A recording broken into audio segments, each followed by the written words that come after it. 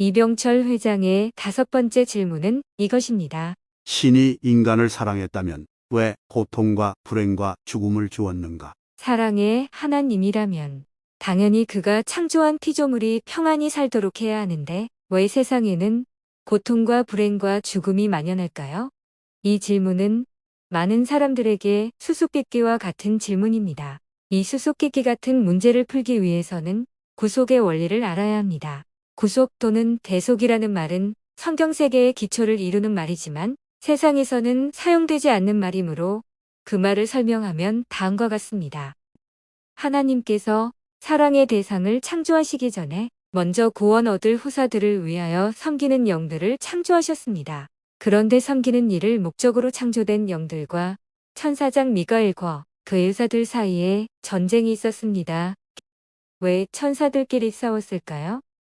성경과 그 밖의 문헌에 나오는 천사의 이름은 미가엘, 가브리엘, 라파엘, 우리엘입니다. 그 뜻은 하나님의 군대, 하나님의 용사, 하나님은 치료자, 하나님의 부입니다. 그런데 성경에 나오는 사탄의 이름은 별들의 아침 또는 빛의 창조자라는 뜻을 가진 루시퍼입니다.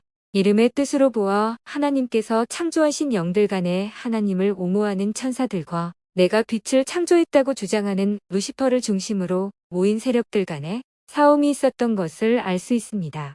결국 하나님을 적대하는 세력이 하늘에서 쫓겨났습니다. 하나님을 적대하는 세력이 쫓겨난 상태에서 하나님은 과감한 창조를 시도하셨는데 지성적 피조물은 자기가 결정하지 않은 사실에 대해 책임지지 않는다는 것을 아시면서 아담과 하와의 동의 없이 그들을 만드셔야 했고 지성적 피조물은 자유가 제공된 완전한 환경에서 자유를 올바로 사용하지 못할 가능성이 있다는 것을 아시면서 피조물을 자유가 제공된 완전한 환경에 두셨습니다. 죄 지을 수 없는 인간은 완전한 사람이 아니라 완전한 기계입니다. 하나님은 죄를 짓지 못하는 피조물이 아니라 죄를 지을 수 있는 완전한 존재가 죄를 지을 수 있는 환경에서 스스로 되짓지 않는 지극히 완전한 피조물을 지으시기 위해 특별한 계획을 고안하셨습니다. 이 계획은 지구라는 아름다운 별에서 수행되었지만 지구는 이미 반역자가 새로 태어나는 하나님의 작품인 인간을 파멸시키기 위해 호시탐탐 누리며 고소거리를 찾고 있는 열악한 환경이었습니다. 하나님은 이토록 위험한 환경에서 피조물의 동의 없이 창조된 인간이 자유를 잘못 사용할 경우를 위해 용서를 준비하셨습니다. 그리고 인간의 잃어버린 생명을 위하여 십자가의 희생을 계획하셨습니다. 왜 하나님이 희생하셔야 할까요? 자유가 없는 기계 인간을 만들 것이냐, 하나님의 말씀을 들을 수도 있고 듣지 않을 수도 있는 존재를 만들 것이냐의 갈림길에서 하나님은 인간에게 자유를 주시고 인간으로 하여금 누구의 말을 들을 것인가를 스스로 선택하게 하셨습니다. 그리고 수많은 생명나무 사이에 선악을 알게 하는 나무 하나를 두시고 선악을 알게 하는 나무의 실과를 먹지 말라, 먹는 날에는 반드시 죽으리라고 하셨습니다. 여기서 최초의 인간인 아담과 하와는 먹지 말라는 하나님의 말씀을 듣지 않고 선악과를 먹어도 결코 죽지 않으리라는 사단의 말을 들음으로 사단의 종이 되었습니다. 인간은 누구에게 순종하든지 그 순종을 받는 자의 종이 됩니다. 사단의 종이 된 인간을 되찾기 위한 절차가 구속이라는 절차입니다. 하나님이 폭군이라면 값을 치를 필요 없이 사단을 죽이고 인간의 소유권을 주장하시면 됩니다. 그러나 하나님은 폭군이 아니십니다. 그러므로 사탄과 많은 우주거민들에게 하나님이 공의를 보여주셔야 했습니다. 인간 이외에도 하나님께서 지으신 피조물이 우주에 많이 있다는 것을 우리는 욥기를 통해서 압니다. 욥기는 다음과 같은 말로 시작합니다. 하루는 하나님의 아들들이 와서 여호와 앞에 섰고 사탄도 그들 가운데에 온지라. 여호와께서 사탄에게 이르시되 내가 어디서 왔느냐? 사탄이 여호와께 대답하여 이르되 땅을 두루 돌아 여기저기 다녀왔나이다. 여호와께서 사탄에게 이르시되 내가 내 종 욥을 주의하여 보았느냐? 그와 같이 온전하고 정직하여 하나님을 경외하며 악에서 떠난 자는 세상에 없느니라. 사탄이 여호와께 대답하여 이르되 욥이 어찌 까닭없이 하나님을 경외하리이까. 욥기를 통해 알 수 있는 것은 우주에 하나님께서 지으신 피조물이 많이 있다는 것입니다. 그리고 하나님께서 인간을 구원하시려고 하면 그것을 막아서는 고소자가 있다는 것입니다. 방청인과 고소자가 없다면 하나님께서 원하시는 사람을 구원하시면 되지만 방청인과 고소자가 있다면 인간을 구원하시기 위해 합법적인 방법을 취하셔야 합니다. 따라서 하나님은 사단의 소유가 된 인간을 사들이기 위해 몸값을 치르셔야 했는데 인간이 생명을 잃어 죽게 되었으므로 하나님께서 인간을 대신하여 죽으셨습니다. 그러므로 그 일을 이루신 예수를 믿으면 구원을 얻는다는 것이 성경이 말하는 구속의 원리입니다. 요즘 일어나는 일로 설명하면 아담과 하와가 사단의 말에 순종함으로 그 후손인 인류는 사단의 종이 되었으며 인류는 사단에게 인질로 잡혀있는 상태입니다.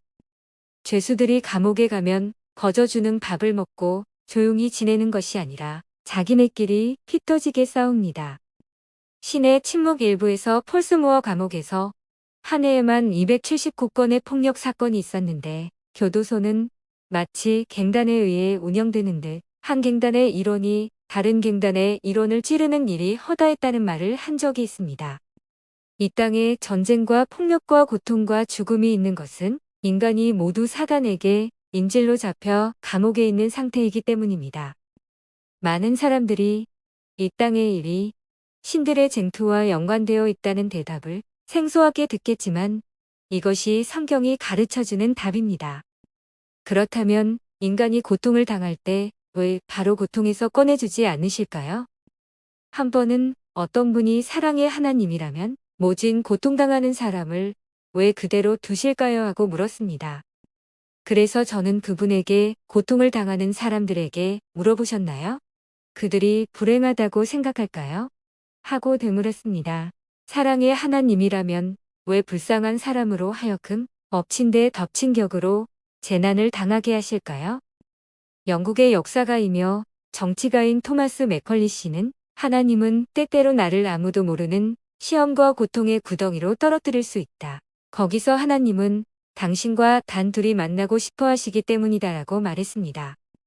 이 말을 증명이라도 하듯 모진 고통을 당하는 사람들은 그 고통 가운데서 하나님을 만납니다.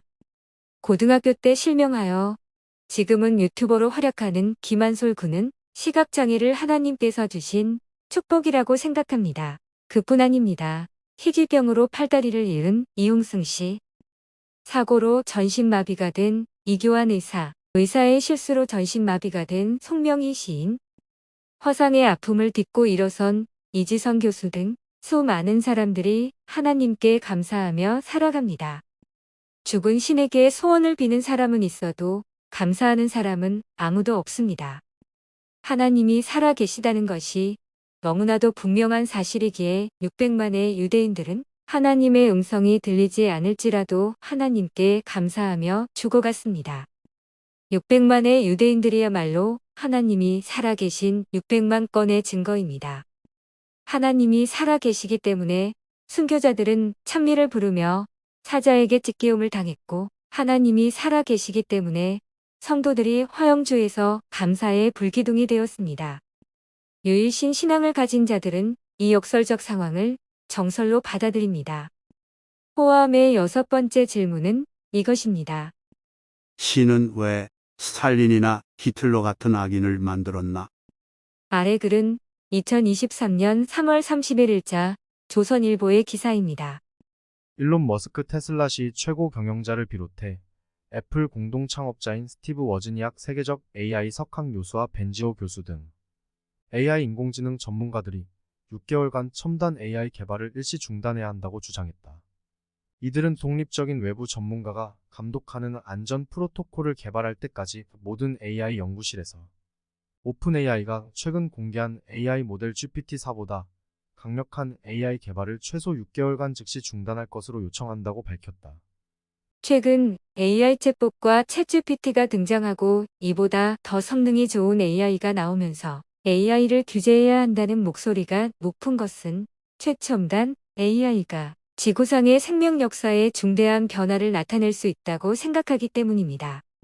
그들은 독립적인 외부 전문가가 감독하는 안전 프로토콜을 개발할 때까지 모든 AI 연구실에서 GPT-4보다 강력한 AI 개발을 최소 6개월간 즉시 중단할 것을 요청했습니다.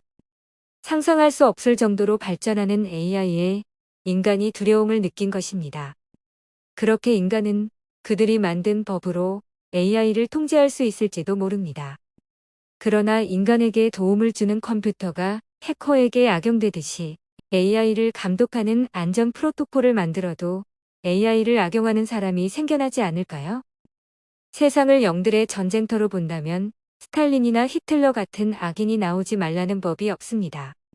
더구나 하나님은 인간을 창조하신 뒤에 인간에게 자유를 주셨습니다. 자유의 땅에서 악한 자녀도 태어나고 착한 자녀도 태어납니다. 이것이 세상을 공평하게 다스리시는 하나님의 통치 방법입니다. 만약 하나님께서 인간을 지으시고 악을 행하지 못하도록 자유를 주지 않으셨다면 그것은 기계입니다.